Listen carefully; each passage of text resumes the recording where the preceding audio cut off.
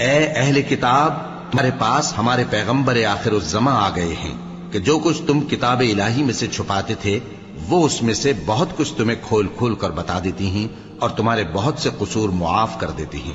بے شک تمہارے پاس اللہ کی طرف سے نور اور روشن کتاب آ چکی ہے، جس سے اللہ اپنی رضا پر چلنے والوں کو سلامتی کے رستے دکھاتا ہے اور اپنے حکم سے انہیں اندھیروں سے نکال کر روشنی کی طرف لے جاتا اور ان کو سیدھے رستے پر چلاتا ہے۔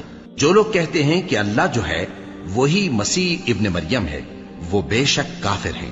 ان سے کہہ دو کہ اگر اللہ عیسیٰ ابن مریم کو اور ان کی والدہ کو اور جتنے لوگ زمین میں ہیں سب کو ہلاک کرنا چاہے تو اس کے آگے کس کی پیش چل سکتی ہے؟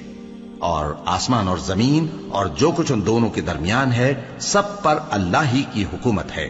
وہ جو چاہتا ہے پیدا کرتا ہے اور اللہ ہر چیز پر پورا قادر ہے۔ اور یہود اور نصارہ کہتے ہیں کہ ہم اللہ کے بیٹے اور اس کے پیارے ہیں۔ کہو کہ پھر وہ تمہارے گناہوں کے سبب تمہیں عذاب کیوں دیتا ہے؟ نہیں، بلکہ تم اس کی مخلوقات میں دوسروں کی طرح کے انسان ہو، وہ جسے چاہے بخشے اور جسے چاہے عذاب دے۔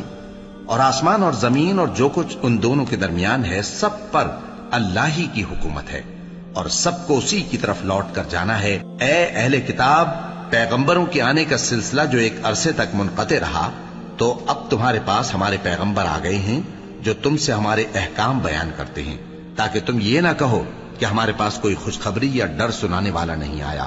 سو اب تمہارے پاس خوشخبری اور ڈر سنانے والے آ گئے ہیں اور اللہ ہر چیز پر قادر ہے۔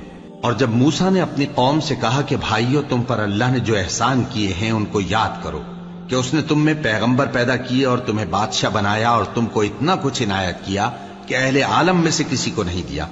اے بھائیو، تم ارض مقدس یعنی ملک شام میں جسے اللہ نے تمہارے لیے لکھ رکھا ہے داخل ہو چلو، اور دیکھنا مقابلے کے وقت پیٹھ نہ پھیر دینا ورنہ نقصان میں پڑ جاؤ گے۔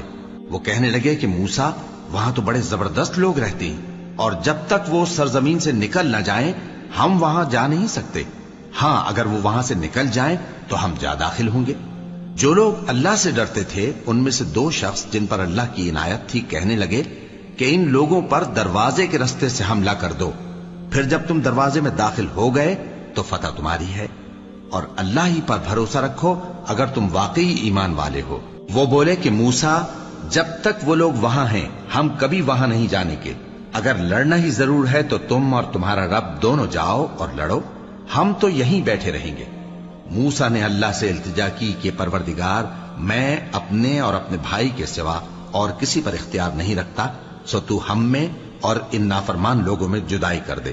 اللہ نے فرمایا کہ وہ ملک ان پر 40 برس تک کے لیے حرام کر دیا گیا کہ وہاں جانے نہ پائیں گے۔ یہ اسی علاقے میں جہاں اب ہیں سرگرداں پھرتے رہیں گے، تو ان نافرمان لوگوں کے حال پر افسوس نہ کرو۔